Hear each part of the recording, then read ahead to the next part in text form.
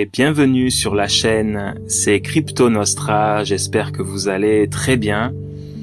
Aujourd'hui, on va faire un peu d'histoire en explorant l'évolution fascinante d'Internet à travers le temps.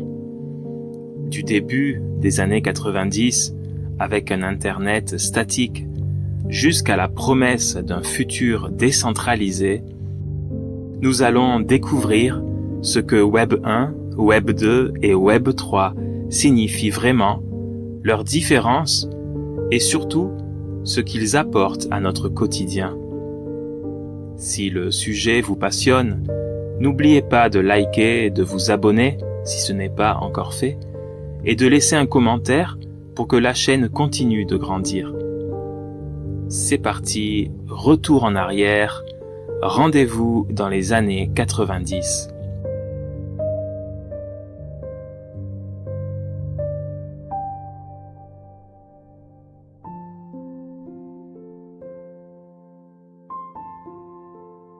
Dans les années 90, Internet était bien différent de ce qu'on connaît aujourd'hui.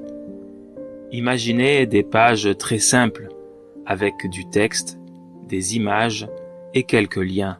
C'était un peu comme un livre en ligne. Vous pouviez lire, mais pas interagir.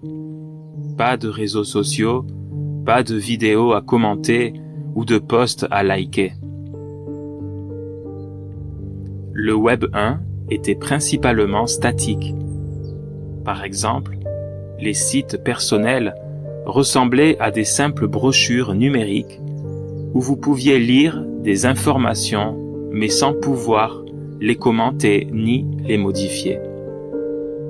À l'époque, le langage de programmation le plus utilisé était le HTML qui permettait de créer ces pages basiques.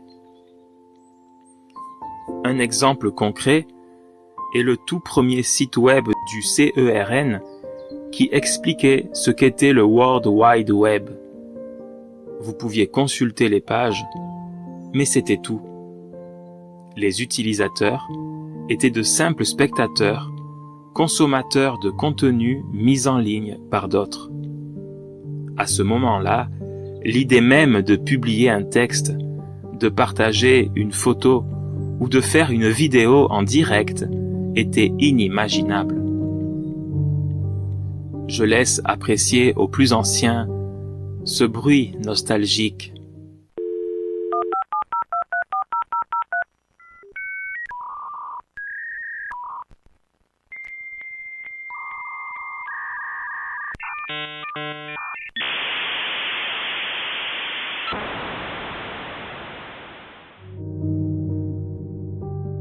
Ensuite est venu le Web 2.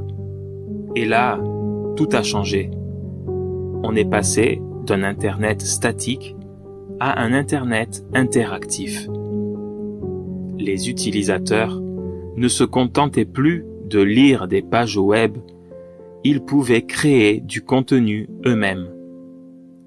C'est à ce moment-là que les réseaux sociaux comme Facebook, Twitter ou YouTube ont fait leur apparition. Avec le Web 2, les utilisateurs sont devenus à la fois des consommateurs et des créateurs de contenu. Par exemple, sur Facebook, chacun peut publier des photos de ses vacances, commenter les publications de ses amis ou partager des vidéos de chatons mignons.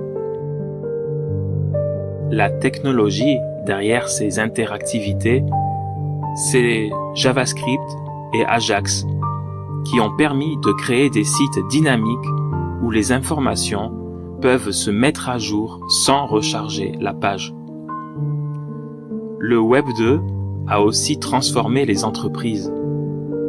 Des géants comme Google ou Facebook sont devenus des acteurs incontournables en centralisant les informations et aussi les données des utilisateurs. Prenons un autre exemple. Avant le Web 2, si vous vouliez chercher un hôtel, il fallait aller sur le site de chaque hôtel. Mais avec le Web 2, des plateformes comme Booking.com ont émergé où vous pouvez comparer les prix, lire les avis et réserver directement. Pratique. Mais cela signifie aussi que Booking, qui est centralisé, possède toutes vos données.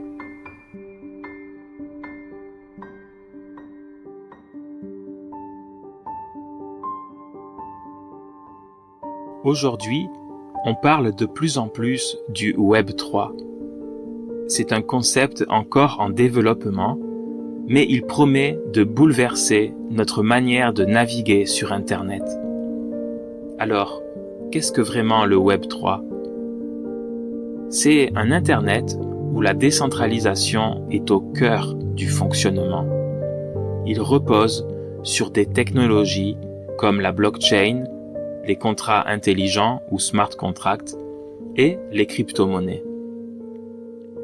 La blockchain, c'est un peu comme un grand cahier de comptes numérique, mais cette fois-ci, tout le monde peut le vérifier et aucune entreprise ne le possède entièrement.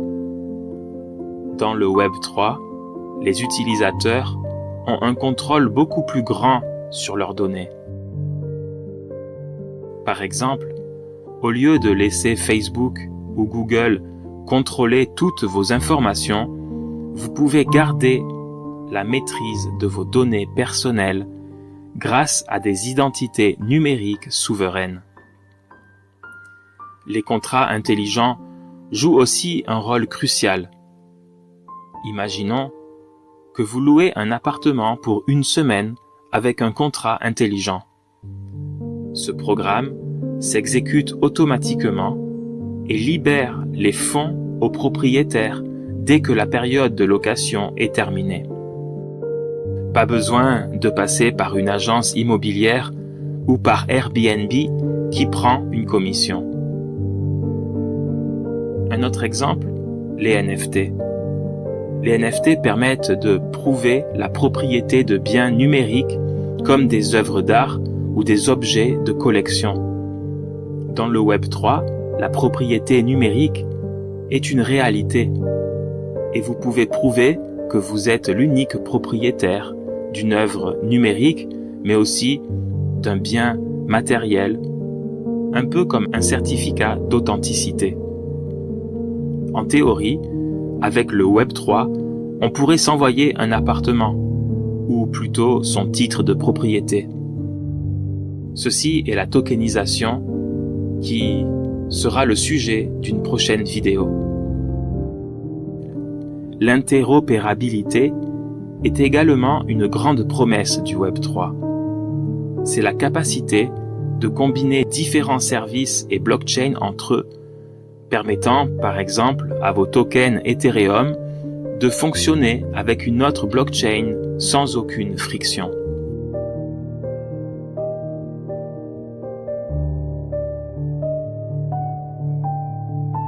Personnellement, je pense que le Web 3 a un potentiel énorme. Mais il reste encore beaucoup de chemin à parcourir avant que ce soit la norme. C'est un peu comme le début d'Internet dans les années 90. Tout le monde en parle, mais peu de gens l'utilisent au quotidien. Ce que j'aime avec le Web 3, c'est qu'il redonne du pouvoir aux utilisateurs. L'idée de ne plus être dépendant de grandes entreprises pour gérer nos données, c'est séduisant. Mais il y a aussi des défis, comme la complexité d'utilisation actuelle. Pour un utilisateur lambda, comprendre la blockchain ou créer un wallet pour ses crypto-monnaies, ce n'est pas toujours facile. Un autre point important, c'est la question de la régulation. Les gouvernements du monde entier sont en train de comprendre ce qu'est la blockchain et comment encadrer les crypto-monnaies. On pourrait voir des innovations ralentir si la régulation devient trop stricte.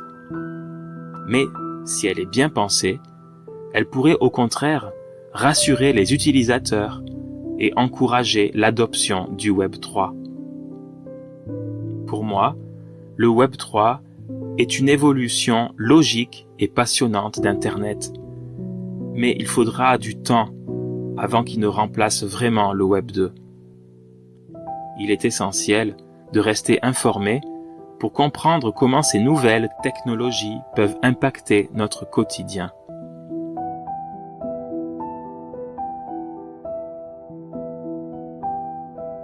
Le Web 1, le Web 2 et le Web 3 représentent 3 grandes étapes de l'évolution d'Internet. Le Web 1, c'était la lecture. Le Web 2, c'est la contribution et la centralisation. Le Web 3, c'est la décentralisation et la reprise de contrôle par les utilisateurs. Chacune de ces étapes a apporté son lot de nouveautés et a changé notre manière de naviguer sur la toile. Et même si le Web 3 reste encore à ses débuts, il porte en lui une vision prometteuse pour l'avenir d'Internet. Merci d'avoir suivi cette vidéo jusqu'à la fin. Si vous avez des questions ou si vous voulez en savoir plus sur le Web 3, laissez un commentaire. Et bien sûr, pensez à liker la vidéo et à vous abonner pour ne rien manquer des prochains contenus sur l'évolution de la blockchain et d'Internet. Au revoir les amis.